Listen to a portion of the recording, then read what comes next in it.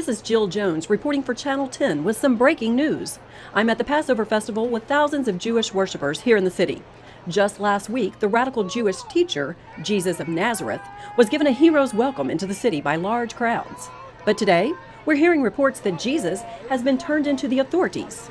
It's believed that he may have been betrayed by one of his own followers. And there's suggestions of the involvement of high-profile religious leaders. He is being charged with participating in a conspiracy to overthrow the church and stirring political rebellion. We've seen some minor scuffles from some of Jesus' followers, but Jesus himself was led away without resistance. He's due to stand trial later today.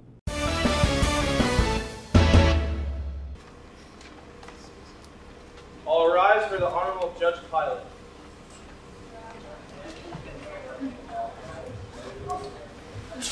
Order, order. You all may be seated.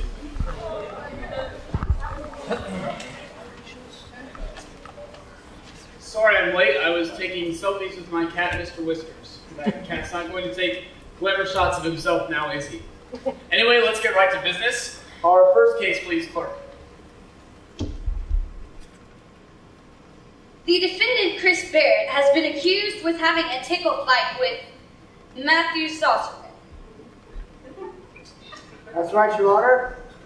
The prosecution has found evidence of tickle wounds on the victim's body and underarm regions. We have Matthew Saucerman here to testify today on the aforementioned charges. Matthew Saucerman has been called to the stand to testify.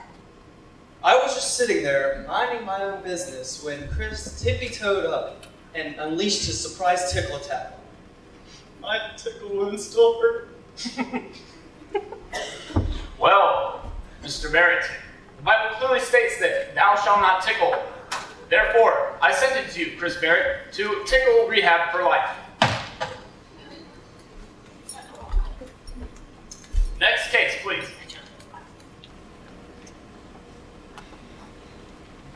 Your Honor, the defendant, Henry Bergen, is charged with praying to get out of school. That is correct, Your Honor. Henry was seen by multiple eyewitnesses performing a snow dance in his room. We have Miss Meredith Mullen here to testify on these disturbing charges. The court invites Ms. Mullen to stand. So there I was walking by Henry's house when I looked through the window and saw a tall guy wearing Justin Bieber pajamas dancing around in his room. I moved closer in to get a better look, and I saw Henry Bergen dancing to Let It Snow. Henry. The Bible clearly states that thou shalt not get out of school. Therefore, I sentence the defendant, Henry Bergen, to summer school with Dr. Looney. Oh. Next case, please.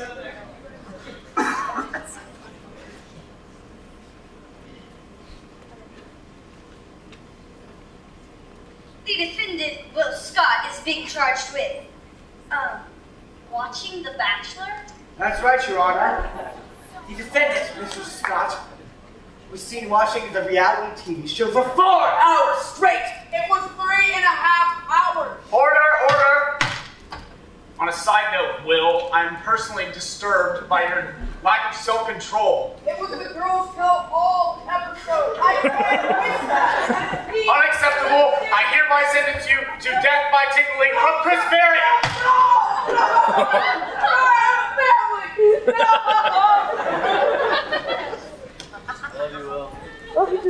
Next case, please.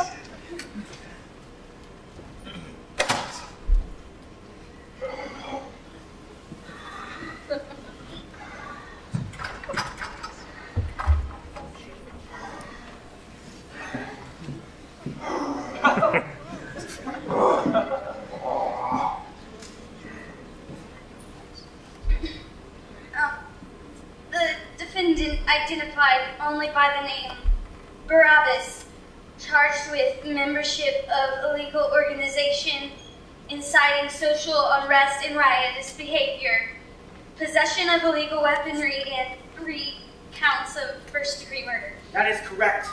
He holds membership of the Jewish rebels who have resisted the rule of Caesar with physical force. The defendant has been involved in promoting, planning, and participating in armed combat against Roman officers. On February 13th, it is accused that Barabbas led a group of rebels into an ambush of a Roman outpost, and the premeditated murder of 3 soldiers and a political officer. Are there any witnesses? No, Your Honor. Your Honor, the witnesses were not willing to testify. In that case, let's move on, and we'll come back to this one. Next, please, clerk.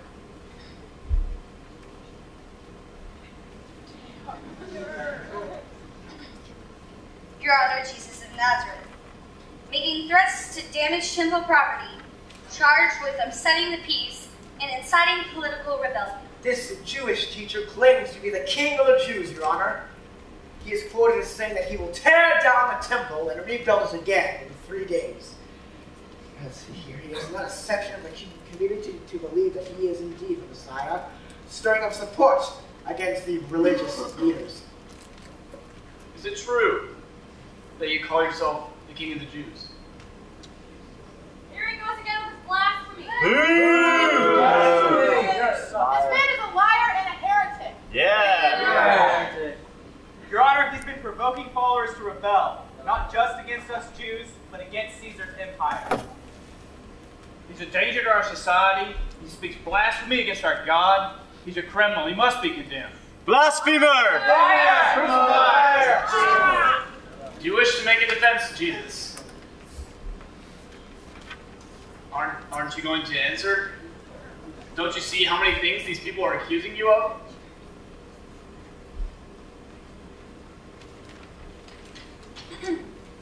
Your Honor, I bring to your attention that it is a custom that the festival of the Passover for the court to release a prisoner of the people's request. Thank you, clerk. Very well. Shall I release to you the king of the Jews? Release Barabbas, who is only trying to help our people. That man has done nothing to harm us. He's on our side. Release him. Barabbas! Barabbas! Give me Barabbas! Give us Barabbas! What shall I do with the one you call the king of the Jews? Execute him! But on what grounds shall I charge this man? Execute him! Executed. Kill him! Order! Barabbas, this court considers you acquitted on all charges. You may go free.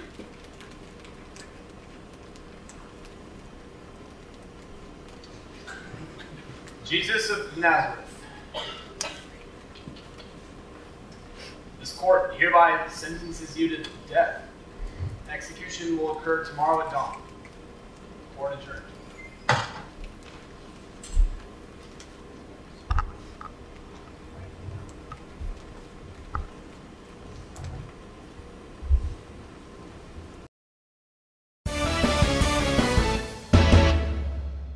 Jesus showed little reaction to proceedings or even his sentence, speaking only once to confirm allegations that he has claimed to be king of the Jews. Outside the courthouse, he was greeted with insults from the large crowd gathered. Many of them were in the same crowds that welcomed Jesus into the city just a week ago. Some of Jesus' followers and family have been spotted among the crowds, and one can only imagine their pain as they watch on and await the execution of the man who is a son, brother, and leader. It looks like the end of the road for this outspoken Jewish leader, and an anticlimax for the followers who believed his extraordinary claims. His execution takes place in the morning. So we, in the church, and as Christians, we see the cross. We wear the cross. We have the cross on our buildings. We have T-shirts with the cross on it. We have the cross on our on logos. We have the cross in lots of different places. A lot of times,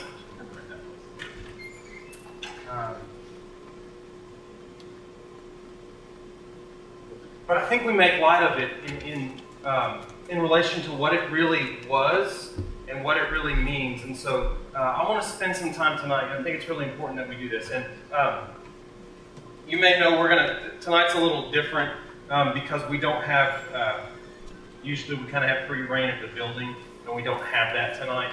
So we, to be team players for some other things happening in the church, we decided we'll kind of stay down here. So we'll talk a little bit. We're going to have some small group discussion in here. We'll talk a little bit more about the cross and then we'll have a time of worship at the end. So something that I want to make sure that we get tonight is that the story of the cross that we find in the Gospels is real, real, real. And what I mean by that is it's a real story. Jesus was a real person, a real historical figure. He really walked the earth as a person. And sometimes I think we take that for granted.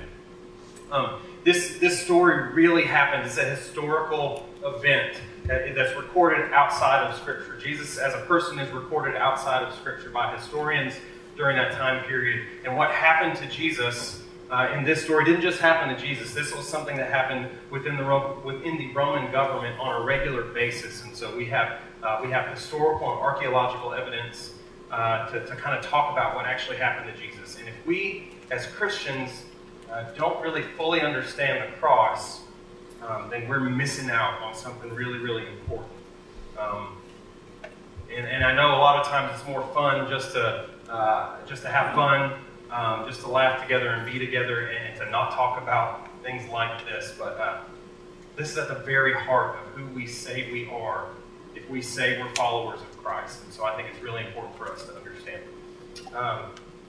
So I want to talk through the story that happened just a little bit. And I'm going to use the Gospel of Mark. If you've never read this story, they call Mark the ADD Gospel because it's so short, right? And everything's kind of move and happen quickly. And so we're going to kind of just walk through this story in the Gospel of Mark.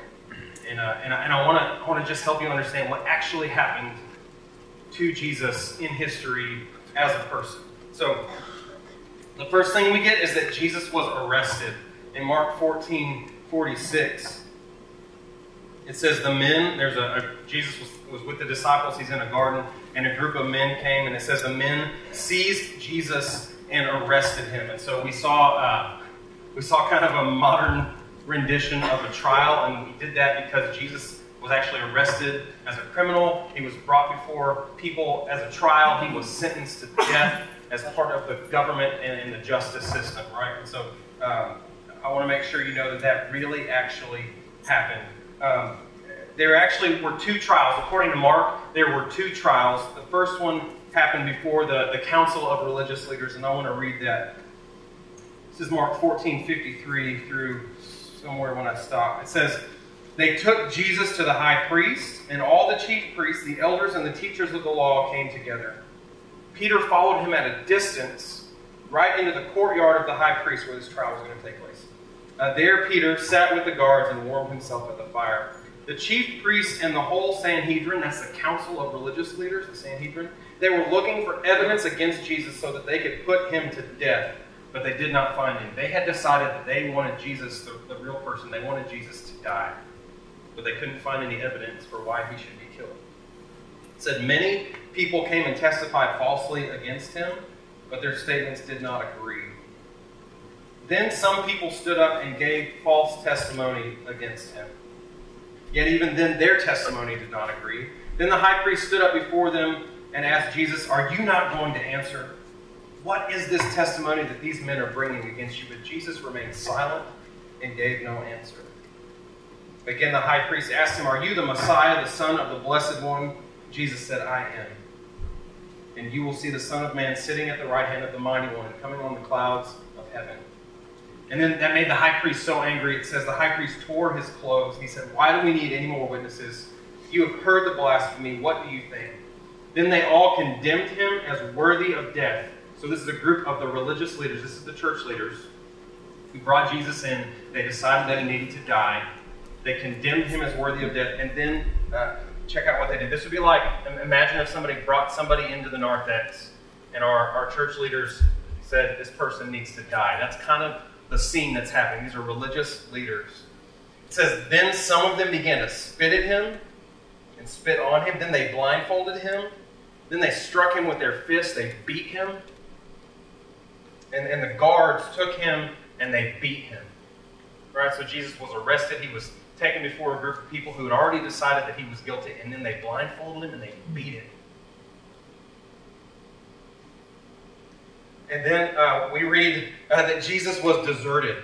by his friends. Okay, so how many of you are familiar with Palm Sunday?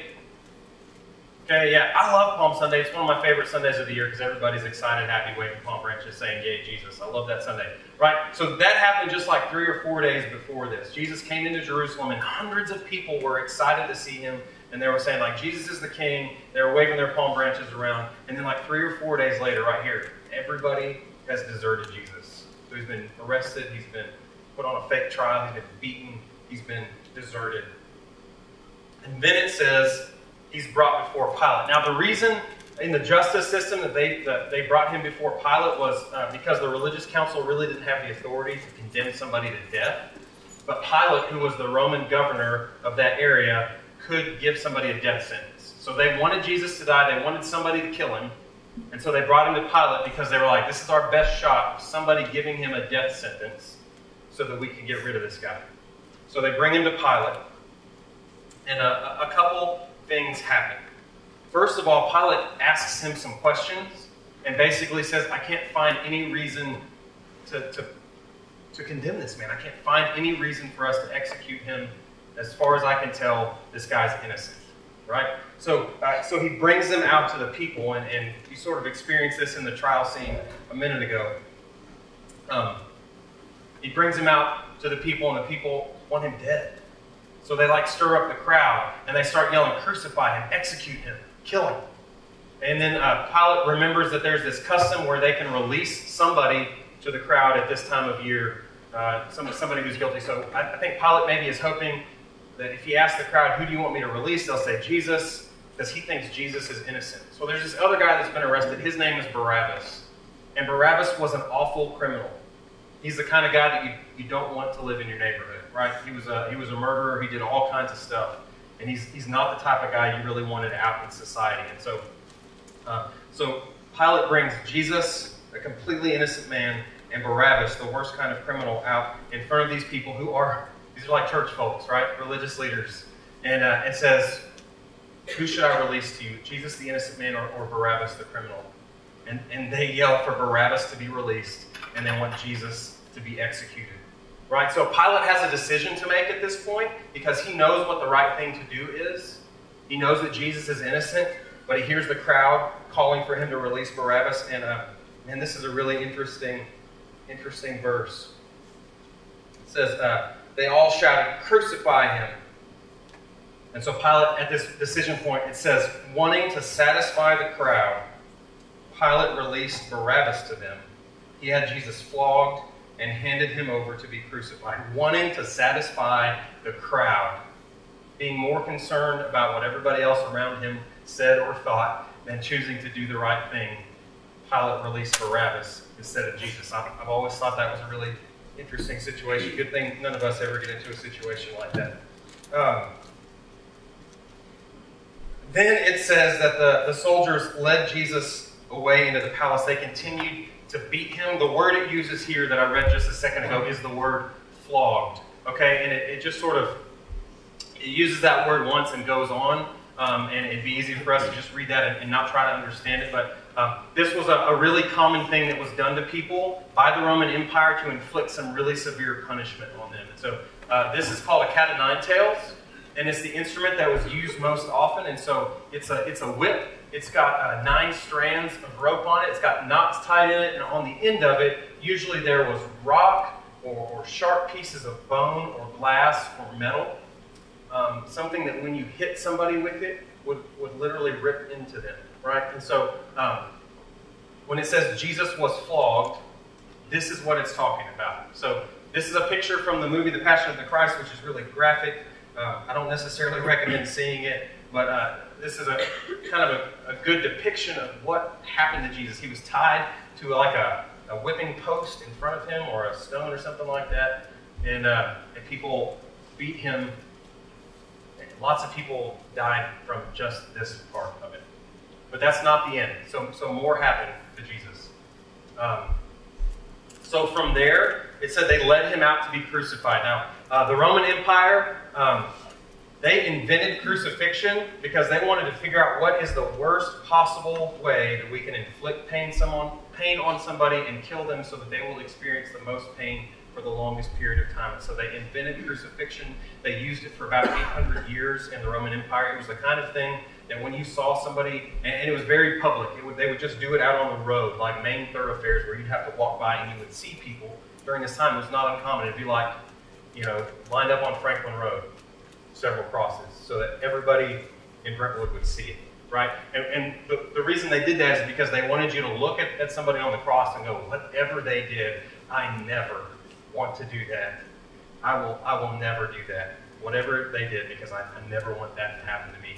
And so, a couple things about the cross. We have this understanding about the cross that Jesus probably carried like the whole cross with him, and you see pictures of Jesus carrying both beams. But probably what happened, the archaeologists have said that there were two pieces of the cross. One piece stayed at the side of the crucifixion, and it was called the stipes, right? It was the vertical piece, and usually there was a place in the ground for the stipes, and it was about 6 or 9 feet tall. And then there was the patibulum, which was the crossbeam, and usually that was about 100 pounds, and that was the piece that people were asked to carry. So Jesus had been flogged, severely beaten, and then he was asked to carry this 100-pound piece of lumber down the street to the place of his own crucifixion. The story tells us that at some point he was no longer able to carry the weight, so he fell to the ground, and a man named Simon was grabbed from the crowd, and he was forced to carry that piece of the cross for Jesus. And probably if you're in Simon's position at that time, you'd be like,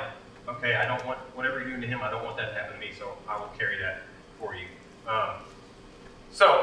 They got to the place of the crucifixion. They would take the stipes out of the ground, lay it on the ground, and then they would put the crossbeam across, and then they would nail them. And we normally thought about the fact that people were nailed through the hands, but the Greek word that means hands also includes the wrist, and so archaeologists have said it's most likely people were nailed through the wrist, just at a point where a lot of nerves converge, to cause excruciating pain. And the word excruciating actually comes from crucifixion. That's the root of excruciating. So they would nail somebody through the wrist, and then there's actually something else that's been found recently.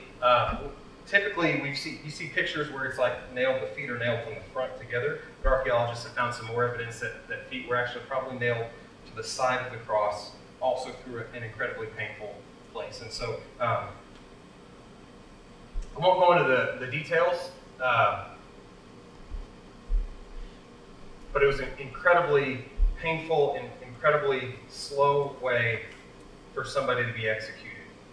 It's a real story that happened to a real person, right? And at that point, it says that Jesus was mocked, that people came by, they yelled insults at him. I think about the cross as being like in the sanctuary where it's really tall, and so you think about people mocking Jesus, like yelling up at him. Maybe his feet are at eye level, and you're yelling up at him. But what they found is that the cross was probably no more than like 6 or 8 feet tall. So probably when Jesus was crucified, he was only about this high off of the ground. And so a couple things were happening. As people were yelling at him and spitting at him and insulting him and mocking him, they were like almost eye level with him. Which means when Jesus looked at the crowd and he said, "Father, forgive them, for they don't know what they're doing," that means he was looking at these people in the eye who were doing this to him as he was saying that, which to me makes that even more incredible. And then the story goes on that after about 6 hours that Jesus breathed his last, he yelled, depending on the gospel that you read, he most likely yelled, "It is finished." And then he hung his head and had died. Now there are several, I want to ask you to think about where you might find yourself in that story, because there are several responses that people had, right? So there were the disciples who said they were committed to following Jesus anywhere that he went, but then when things got difficult, they abandoned him and deserted him. There was Pilate, who said, this dude's innocent, he hasn't done anything wrong, but because I want to satisfy other people and the other voices that I'm hearing, he decided to hand him over and give up on him. There are the soldiers. There's a piece in here that talks about how the soldiers gambled for Jesus' stuff. It's, so they were more concerned about material things than about maybe doing what was right. And then there's one soldier who stood there until the end and looked at Jesus and said, "Surely this was the Son of God." So it's a real story, happened in a real place at a real time. And that's a lot of details that you may have never heard before. So we want to give you a few minutes to get into your group as quickly and silently as you can and discuss some of the questions, maybe some of the things that you've never heard before, some of the things that maybe you just learned about the actual, real, historical story. When it comes down to it, why do we care? Why do we wear crosses? Why do we have crosses on our buildings? What's the big deal? So, people for a long time have tried to understand this, and the word that's used,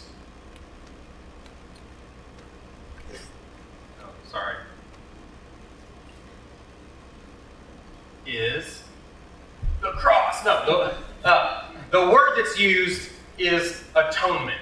Okay, this is the theological word that's used, atonement. And an easy way to remember what it means is to break it up in at-one-ment.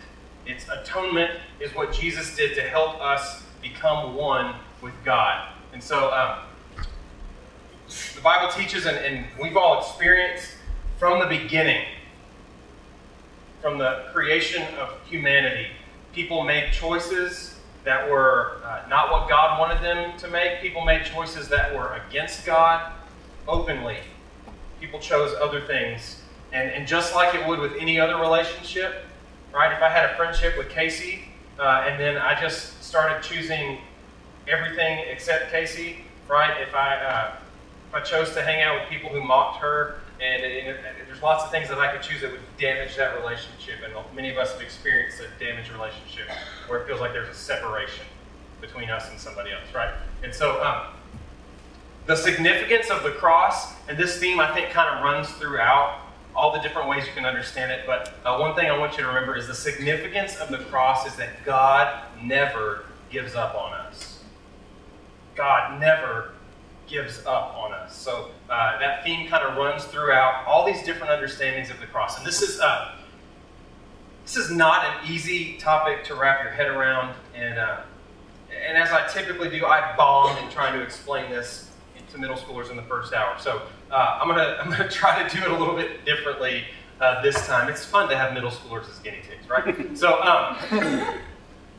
there are several ways to kind of understand atonement that are in Scripture that people have tried to wrap their heads around for a long time. And I want to talk through them because I think they're really important and they help us kind of understand what's happening in the cross. So the first one is substitutionary atonement. And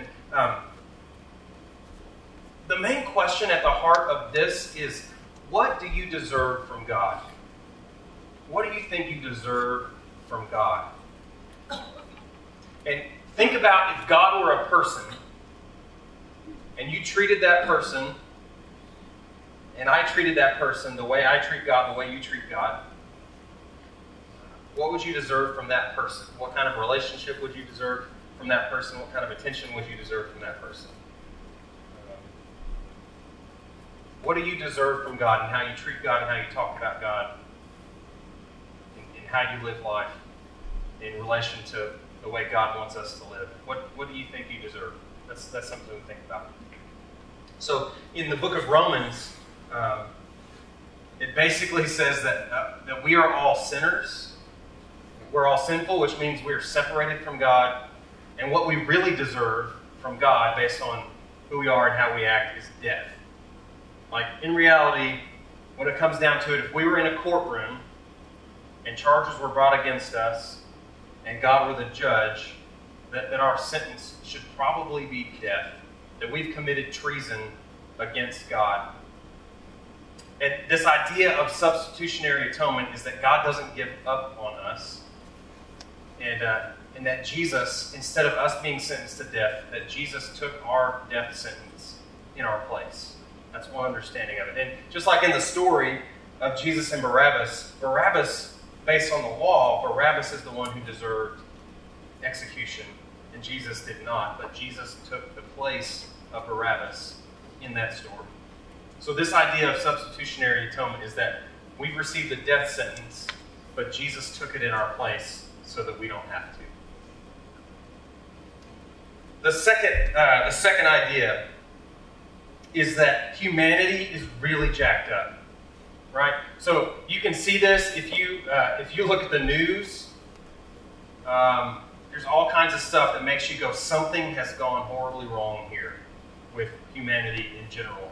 We all experience this I experience this on a personal level, and I'm assuming we all experience this on a personal level, where at several points we go, something has gone wrong. There is something in me that has gone wrong. It's difficult for me to do the right thing and to choose good. Something has gone wrong. So this idea of moral influence is kind of like this. It's kind of like the Holocaust Museum, and this is a picture from the Holocaust Museum. I believe these are shoes of people who died in concentration camps. If you go to the Holocaust Museum, if you've never been, you should go. Once you finish walking through, you kind of go, this is the most horrible atrocity I can ever imagine happening, and I never want something like this to happen again.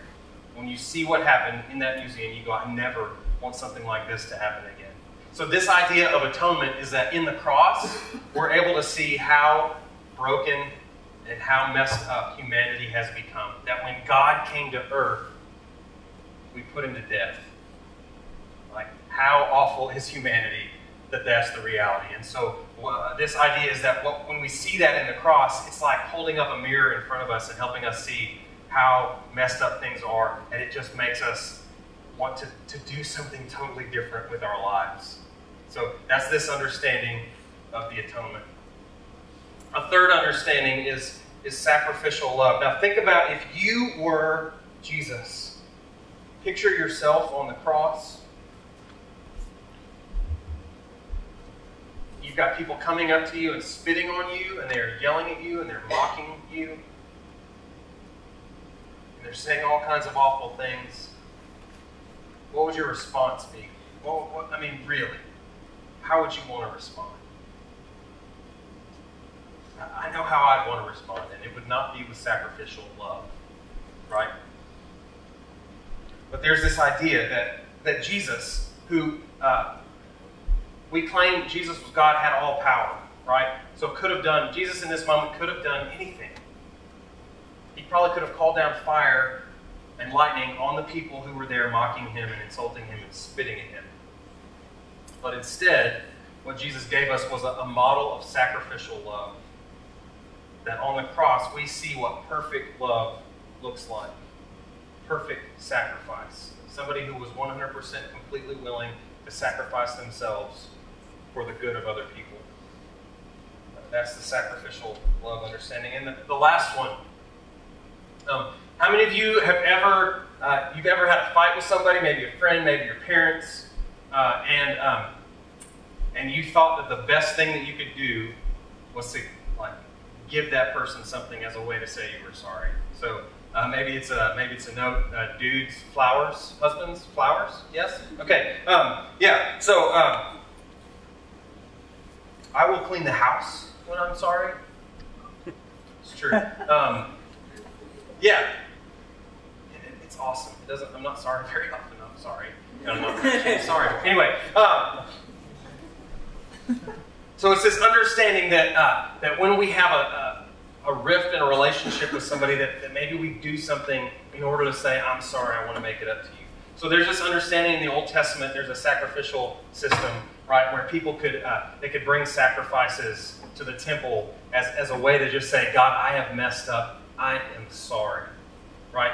And so this understanding of atonement is that rather than us just kind of bringing things that are imperfect as an offering to God and say we're sorry, that Jesus took it upon himself to become the perfect offering for us, the perfect thing to say to God, God, on behalf of all these people, I'm sorry, and I want to be an offering to eternally say I'm sorry and to make our relationship right. So those are a few understandings of the atonement, right? And so I want you to think about, what do you think when you hear about those? What do you feel? What do these mean to you?